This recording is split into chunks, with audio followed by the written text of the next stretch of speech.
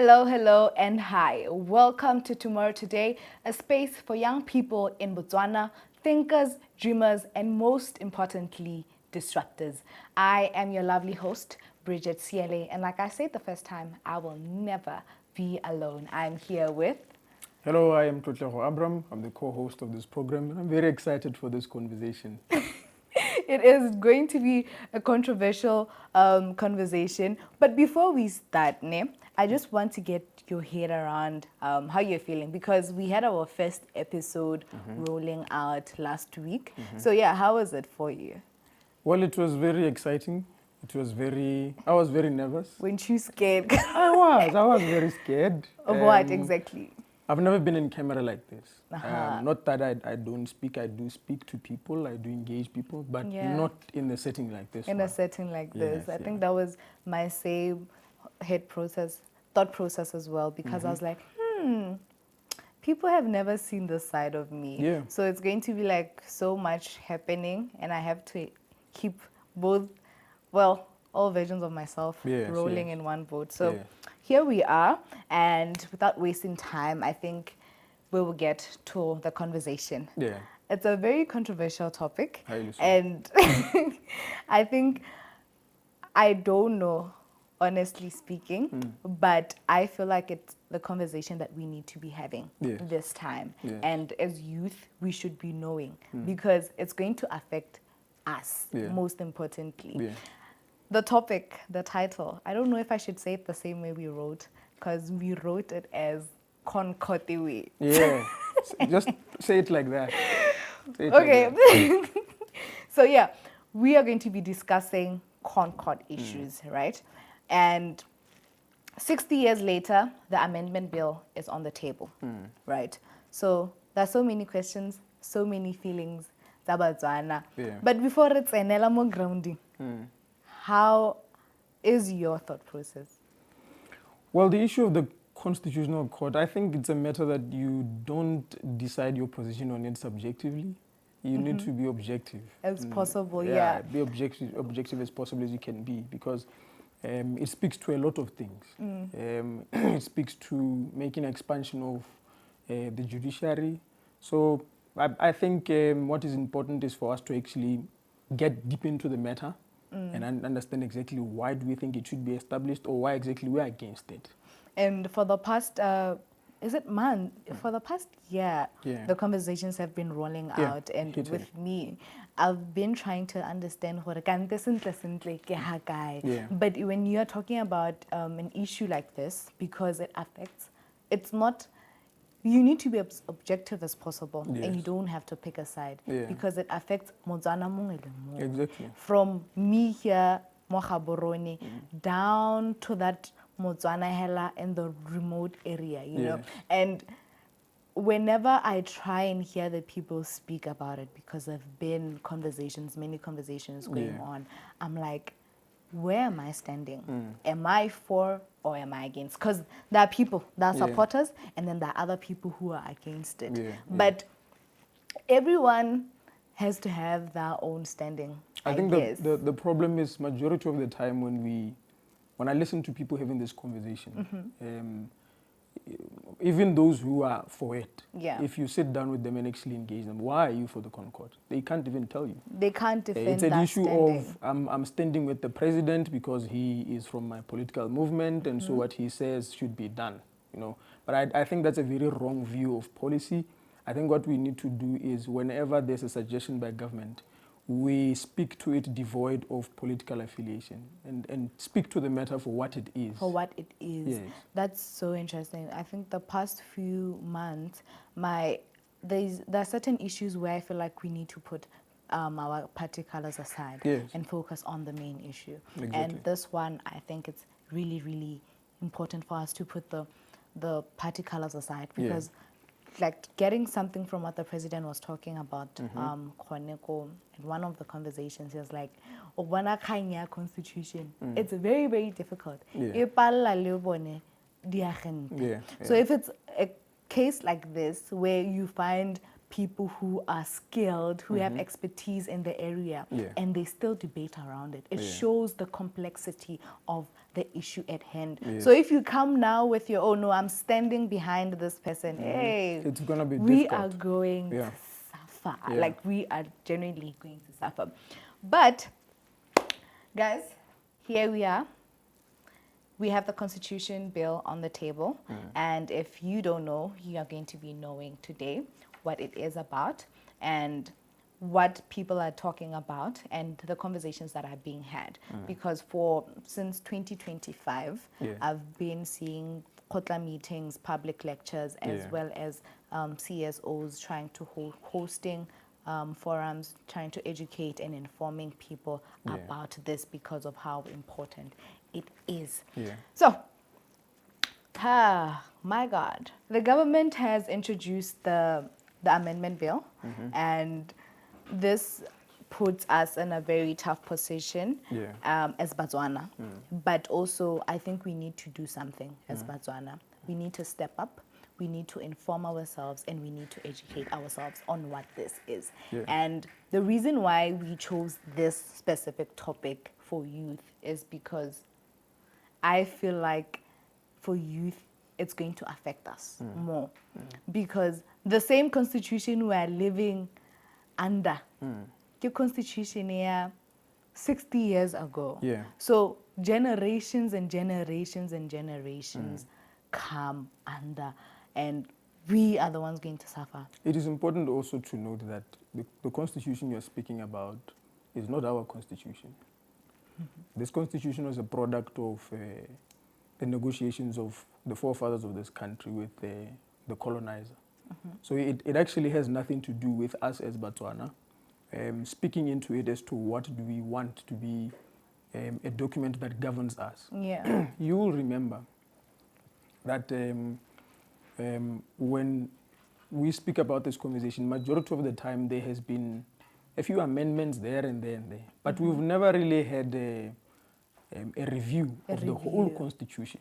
And if you read, interestingly, there's a submission more Dibotelo Commission, where some were suggesting that no, why not just remove this whole document and then start a new one? People are questioning the whole process of how it came about. Who went there, and they're even talking about how maybe if it was just men alone, female were not represented well. If Nehuile certain tribes, then all the other tribes were not represented well. So now the question is, but I don't think removing the whole thing is ideal or could work out right now. Like, why? Why? I disagree with that. You know, my view is, on sensitive issues such as the constitution, you are talking about things that govern people. You're talking about things that determine the lives of people, not just people now, but even people yet to be, right? And when we talk about this thing, especially when we are talking about a document that has a fingerprints of the colonizer, we should not deal with them with reforming. We shouldn't reform. We should come up with a new document altogether. Because when you reform... Or amending. No, not amending. I think let's just remove the whole document and start from fresh. So that when we talk about the Constitution of Botswana, we know this is a constitution from Botswana. It is not a product of a certain document. When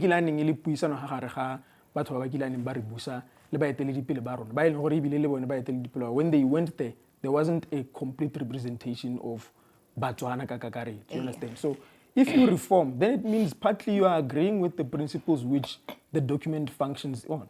So to obliterate the whole thing, best you start up with, I mean, that's my position on it. Just obliterate the whole thing, start from fresh, so that when we say the Constitution of Botswana, this is a document that the genesis of its existence is accounted for by the voices of the people of this country. For the people, by the people. Yes. I think that makes sense if you put it in that way. Because for me, I was thinking that, you know, if removing, it's a lot. And where are we going to start as Botswana?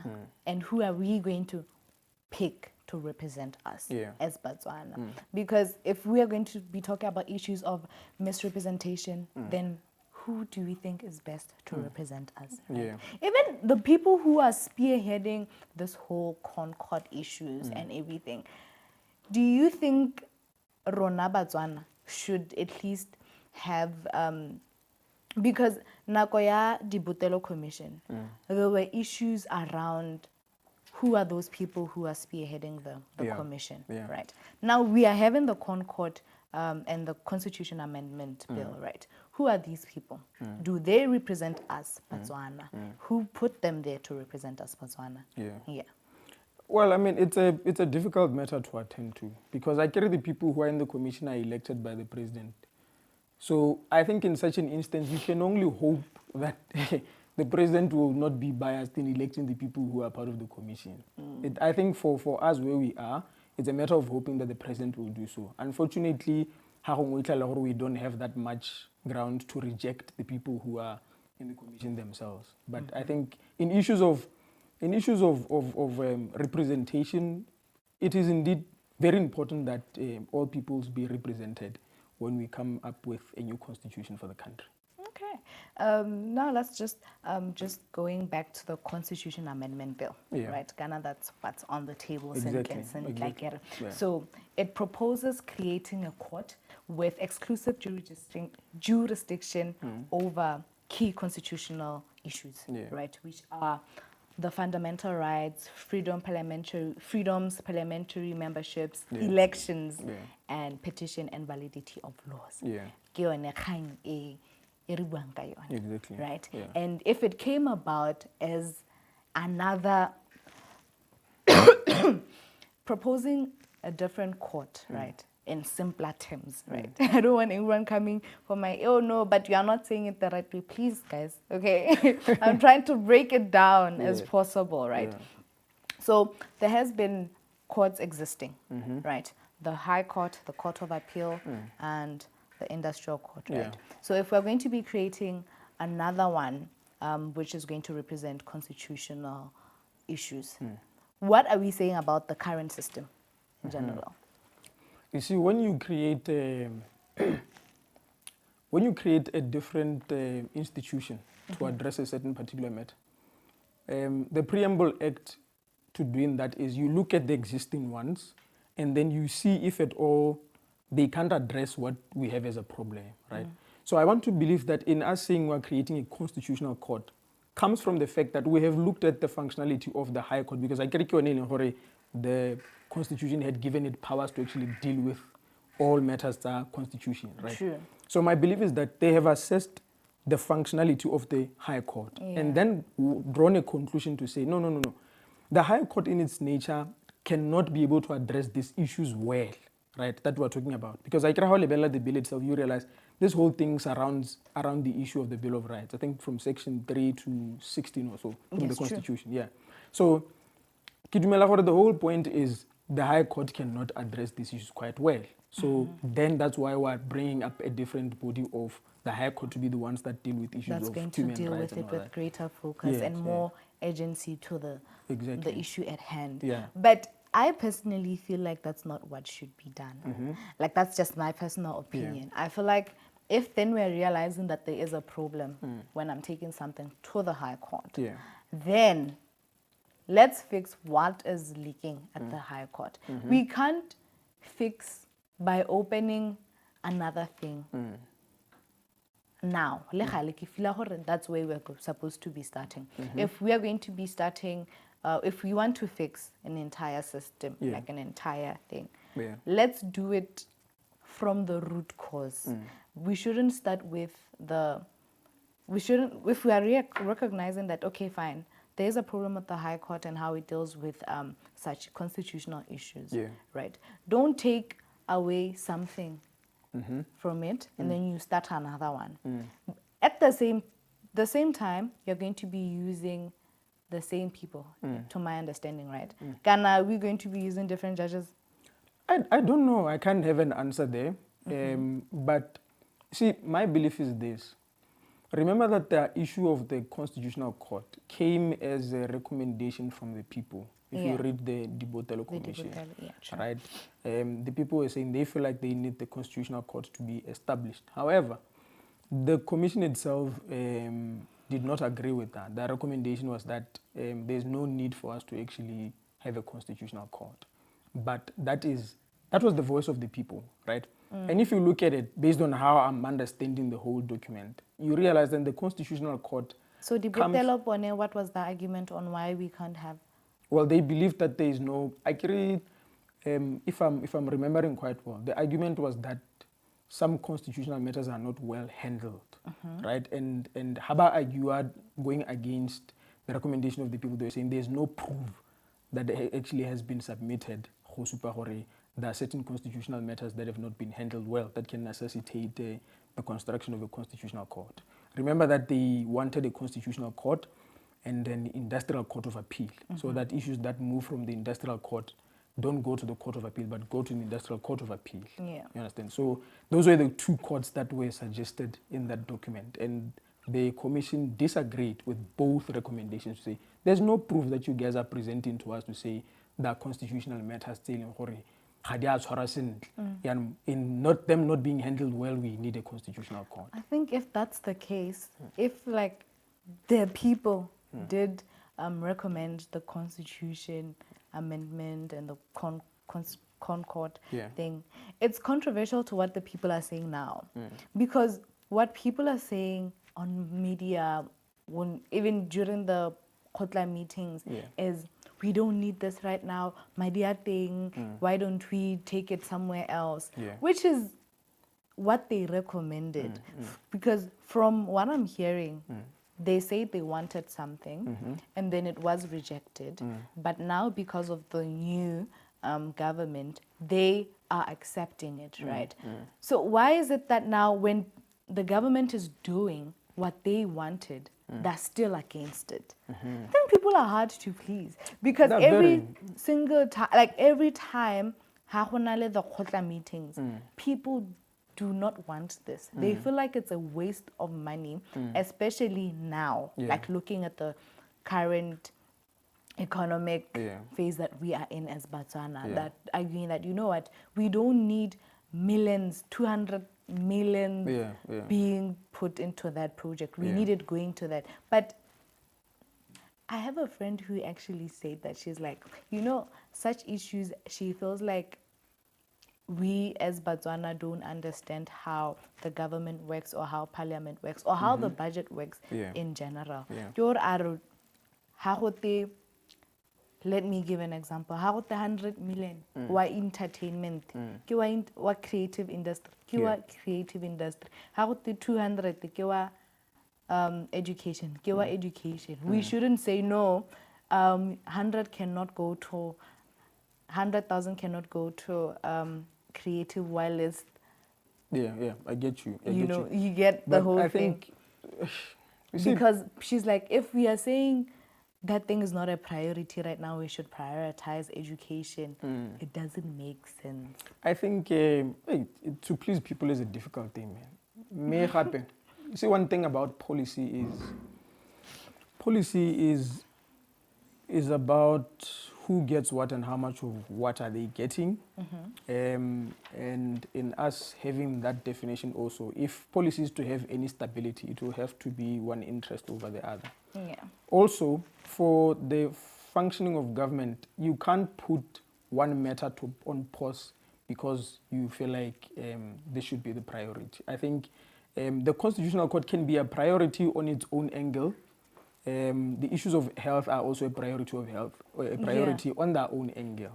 So if we're going to always pause, let's pause this one and pause that one and put our attention here, that one is also going to suffer. You understand what I'm saying? Human rights are still being violated. They don't have an audience for that. And I'm not saying this to say my position in this whole thing is for us to push up the issue of the Constitutional Court. Exactly. I'm saying this to say that different policies, and when you make an allotment of funds to each one of them, you need to make sure that is given the highest level of priority that it deserves to make sure we are successful in it. Two, when you talk about the issue of why people are rejecting it, I don't think Botswana are rejecting the Constitutional Court. I think their argument is that we have other issues that we have that are too deep, which we should be prioritizing. I think our health is not doing well, and education sector is also not doing well. So I think the argument is not that we should totally dismiss the issue of the Constitutional Court, but to make a reallotment of funds to where there's a crisis. Where there's a crisis. Of which I understand the argument there. Yeah. You know, I understand that because people were suffering with our health sector, man. It's very, because very now bad. you're going to be making a whole bill for people, but the people are dying. Yeah, so it's a bad one. It's a bad one in that instance. But not, sometimes I think this is just like my own thinking. I just think maybe the reason why people don't understand the urgency that the supporters of the Concord are saying, Canada are saying it's urgent, it needs to be done. It's because maybe they haven't informed us as well. Yeah. Okay, like we need to know. Yeah. Like tell me, Nakele Botswana ko kanya, what do you mean by this? And why should I be rushing? Why should it take all these millions when now I need medication? Yeah. You know? Why should we be putting so much, there's so much attention going to this thing. Yeah. Like a whole lot there's of it. so much effort. Yeah. Every week there's something and it's going towards the Concord. Yeah. And I don't know if the funds that are going there, more than because it's a lot, And I'm certain even these whole things that are being hosted, like the Khotla meetings, I don't think they're doing enough informing. This is what's happening. But at the end of the meeting, do we really know what the bill is about? Do we even know what the Constitution is? And what it means for me. Right. And these are conversations that I feel like they should be having. Instead of me coming to tell you that this is what we want to do. It's more of like a proposal, engagement kind of thing. And then I am coming to disagree or agree.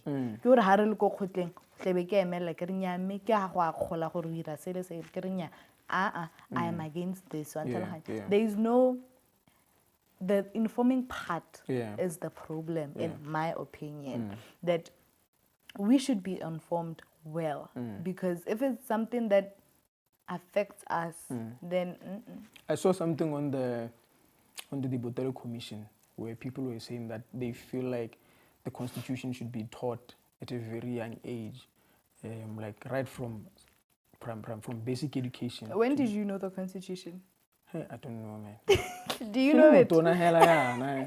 When you start now waking up to issues of society, like, there's the issue of the Constitution. And then you start reading.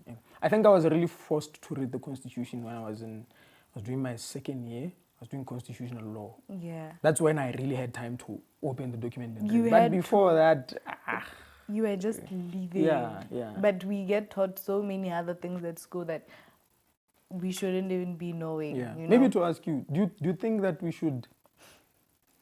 Do you think that we should continue with the Constitutional Court, like establish it first, or should we do a constitutional review first? Because there's that conversation again. That's going to. I'm trying to remember, because I listened to like the president earlier.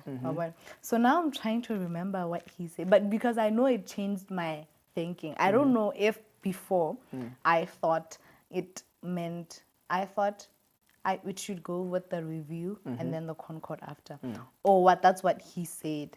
But I know he changed my way of thinking because at first I was thinking the review needs to be done. We see what isn't working and what is working, and then that's when you can do that. I don't know, man. I'm still trying to decide between the two, but right now I'm inclined to feel like maybe we should do a constitutional review first, right? Because kenali feeling why should we establish an institution of such a reputation with a constitution in Botswana? Because if you are saying after making that constitutional review, where will the constitution go? It needs a constitutional court that will protect it. Why are you establishing a constitutional court with the constitution in Botswana? Even when I'm like going through the constitution amendment bill, I'm struggling to see Okay, fine. Yes, it is for us at one point, but Obelela. no, like you know how this whole thing it's supposed to be for the people, like it's supposed to be for us, but the powers and everything, or what's happening, it's not really coming to us. Tell me, what would you think would be, if someone asks you this question, if we were to have a constitutional court that is for the people, or a constitution that is for the people, what does the process of coming up with such a constitution look like to you in terms of involving the people? If we were to involve the people in the process, what exactly do you think, in your mind, thinking about it, how does it look like to you? Okay, I think then we'll be getting to bridging the gap between the government and the CSOs. I'm for the CSOs here because I feel like those are the organizations that are more in touch with the people. So if the government and the CSOs work closely together in the essence of now the current system, a decision is made and then it's brought to the people, to the CSOs, right? But if the CSOs sit at the table where the decisions are made, then it could be better. I feel like that's how I'd want it for me. That's how I'd feel like, okay, no, but the people are being included because we have representation by the CSOs, you know. I don't know what you think. Okay. Yeah, I think, that is, I think I would go with that also. Because I think the whole issue is having the voice of the people being represented. Yeah. It's having the voice of the people represented. But I think, again... The fighters need to be there. Exactly. But then again also, this thing is making me to realize something. It's like society has now been divided into two groups of the government and the people. The fact that we have to make too much of an argument for the government, I don't understand. Why do we not trust the government to function on its own in terms of deciding this thing? Because the government has failed us. So the government is failing the people. Yeah. So that's what I'm saying. And it's something that's happening globally. It's not just in Botswana. Yeah. Across the world. Yeah. The government is failing its own people. There's a guy who was saying that the Constitutional Court is going to protect the democracy of this country. What do you feel about that? That's what I'm saying, Kerry. This thing, as I was reading through it, the bill, it doesn't put us at the forefront. It puts the members of parliament. Do you think there's another mandate that we don't know? Hey! I mean, because look, Kuri, as much as we talk about this thing technical and all that, no, constitutionality in all the weakness, highly. But we need to also ask ourselves, question to us. Is there a mandate that is hidden behind this whole thing? And this whole package is being presented in terms of these are the weaknesses of the Constitution, the weaknesses of the High Court and its functionality, and therefore we need another body that can address this weakness and all that. Okay, we get that, right? For someone who can be able to read the Constitution and understand its language, right? We get that. But let's also sit down and look at I don't know if I should say the moral implication of it. I don't know if that's the right word to use. But the whole thing that is being hidden, do you think there's something hidden behind this whole establishment? I always feel like there is. Maybe that's just me overthinking certain things. But I don't want to say I do think so. But that's a good question. I mean, in a society where government seems to have failed its people, the citizen is forced to be suspicious when dealing with this type of issues. And I mean, we're not wrong for being suspicious, because the government does have a track record of failing its people. Where government doesn't just show up for dinner without an appetite. Like when they suggest something, are we really sure that these people are doing something for us? When their record says they've not been doing stuff in our interest, but in the interest of those who occupy those positions. You understand? So it's a very complex matter in that instance. I hardly ever think, because with the issue of the corn cod, I've been, I think for an awkward reason, this thing got my attention. Like I've been actively following it and trying to get a full understanding of it. Okay, fine, let's go listen. I want to be there just to try and understand how everything is being done. But that question has never come to my okay, fine, I do think about it. But I've never, after meeting I've never, you always have conversations when you are trying to like network and all of that. But to get to that brain, because I like picking people's brains, like to understand her. But maybe someone could have like a thought, like, okay, no, me kana kya kanya hore. But what do you think? I can't make any suggestions to it. I think I worry about it. That's one of the questions that has been going through my mind lately, to say, why is government pushing for this thing? Because this is it. Sometimes I look at government interventions and say, with this intervention, government was so quick with it. And they were quick and forceful with it in making sure that this thing is being done. Even if the proceedings as to how it was done, yes, they are legal, right?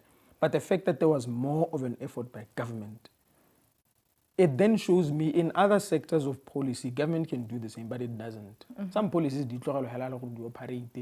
execution period, the planning stage, but on other ones, fast. You understand what I'm saying? So now it comes to me. I'm not trying to be pessimistic or anything, but I'm just saying it makes me wonder sometimes why some things government is so quick to execute like that, and then why some government is very reluctant in executing them. So you can't escape the position of being suspicious about it, right? And as much as you wouldn't have an answer to it, but you will be suspicious and say, hey man, why are these guys so forceful about this thing? But then that calls us as Botswana to not just sit back. There is, if you are saying it's like that, that means something has to be done. We don't need to sleep. We don't need to clap hands just because we are clapping. Because for me, on my side, genuinely speaking, I've been proud. I've been happy. I'd be like, oh my God, this is happening. Because this past week, we had like two, there were like two sessions informing the young people, or Botswana, let me just say that, about this whole thing. And I was clapping hands. I'm like, the government is working on informing the people and making sure that the people are well informed beforehand. But if you are saying that, not that, I mean, we're going to go with what you're saying, but like that means there is a question, we can put a question mark to what you're saying. I'm not suggesting anything. I'm not suggesting, but I'm just saying it's a like, question that we need to ask ourselves. We shouldn't be so quick to clap hands. We shouldn't be so quick to like say no, Exactly. But hey, man, I think not that that was the plan. Not that I fell for it. Honestly speaking, You fell for it? No, because I've been happy. Like I was like, oh no, because even like next week there are also other sessions happening. I'm I've like, heard that. I'm like, nah, this is good. But also with all of that happening, I think for young people, there is a placing where we should be. Like we shouldn't lay back as banana. And there are certain things that we should be doing. I just want to like pick your brain a little bit. No, we shouldn't. We shouldn't be behind. So look, in a population like ours, where 60 to 70% of the population is youth, there's no how we can have any conversation about policy without including youth, unless it's a policy and all those things, right? Unless those are the policies we're talking about. But in a population like ours, where majority of the people, over 50% is youth, I don't think there's any policy that you can discuss without the youth having a position on it. You understand? So a conversation like this of the Constitutional Court, it's important to have the youth at the forefront of that engagement. And I would not want us to be in a position where when we are in these seminars and all those, you would have the professionals, both doctors and professors at the front seats being the ones who are asking the questions. Yeah. Majority of the people who should be engaging in those questions are the youth. Are the youth. Because those are old people here. They don't have much time left in this life. We're the ones who are remaining with this country. Yeah. Tomorrow when our children ask us questions, where were you when these things are being done? We're going to fail to answer them. Yes. You know? There's a statement I like. It says, you've not just inherited this land from your parents, you've borrowed it from your children. You understand? So it's a statement I like a lot because it then says to me, in as much as we say that the future is the youth and all that, but we must not allow that statement to abuse us with an illusion.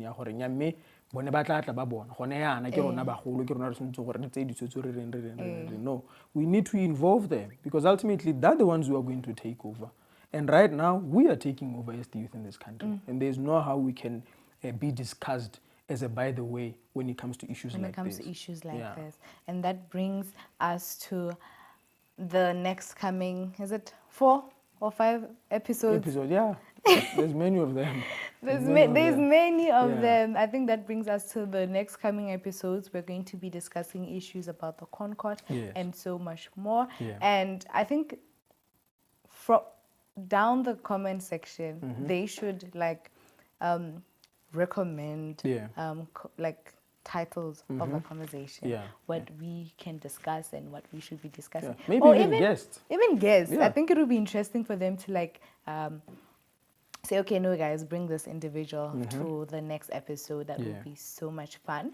But just wrapping it up, this is a call to action for youth, like you said, because if we don't put our best foot forward, then it's going to be a problem. Right? It's going to be a problem for us. It's going to cost us really banana. So, I don't know. Do you have your last words for them? I think what I can just say is let's make sure as youth to participate in these conversations. We can't be on the sidelines when we are talking about these issues. It's important for us to make sure that we act within our responsibility. We have a very, very important responsibility to make sure that government knows our position when it comes to these issues. And government will account if they don't act within what is our position as a youth, because they've been elected there to represent our voice as the youth. And to just say to the youth also, educate yourself on these things. Sometimes don't wait on government to hold seminars and all those. You've got a responsibility to make sure that you educate yourself much better than the efforts of government in educating the nation and all that.